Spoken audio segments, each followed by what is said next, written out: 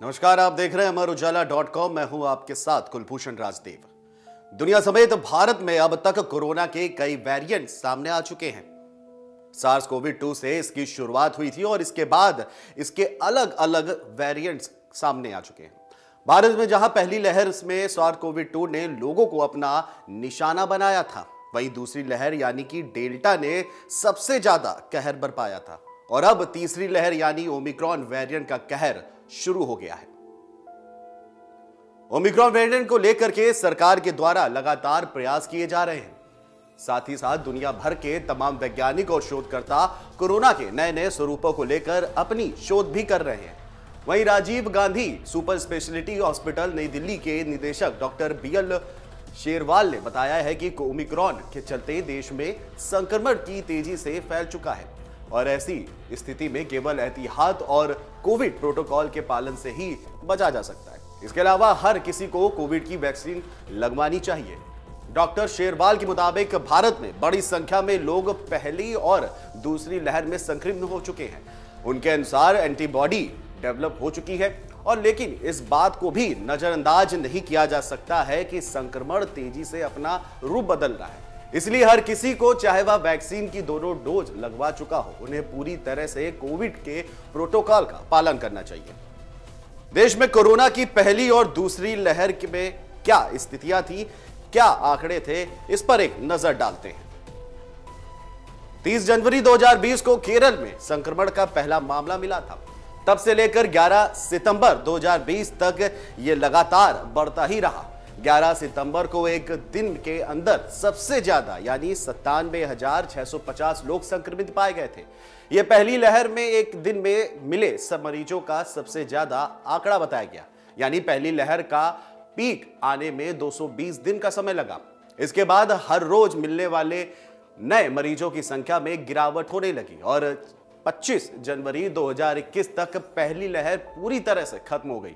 पहली लहर का पूरी तरह से खत्म होने में 136 दिन का समय लगा था। वहीं दूसरी लहर की शुरुआत 24 फरवरी 2021 से हुई, जब संक्रमण के मामले बढ़ने लगे। इसके बाद संक्रमण ने ऐसी रफ्तार पकड़ी कि 6 मई को देश में सबसे ज्यादा यानी 4 लाख से भी ज्यादा लोग संक्रमित हुए थे। तो पहली लहर के खत्म होने के 101 दिन के अंदर ही दूसरी लहर का पीक आ गया। हालांकि इस बीच वैक्सीनेशन ने भी गति पकड़ी और संक्रमण के मामले कम होने लगे।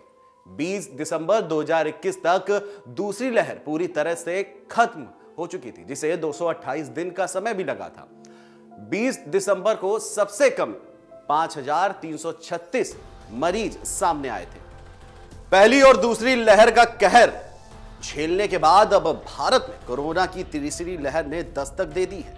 पहले दो लहरों के मुकाबले इस बार संक्रमण की रफ्तार कहीं ज्यादा तेज दिख रही है। इसकी शुरुआत साल के आखिरी दिन यानी 31 दिसंबर 2021 से हो गई थी। तब पहले एक दिन के अंदर 22,000 केस मिले थे। उसके बाद नए साल पर मरीजों की संख्या में अचानक इजाफा हुआ और पिछले 3 दिनों से हर रोज 1 लाख से ज्यादा मामले सामने आ रहे हैं।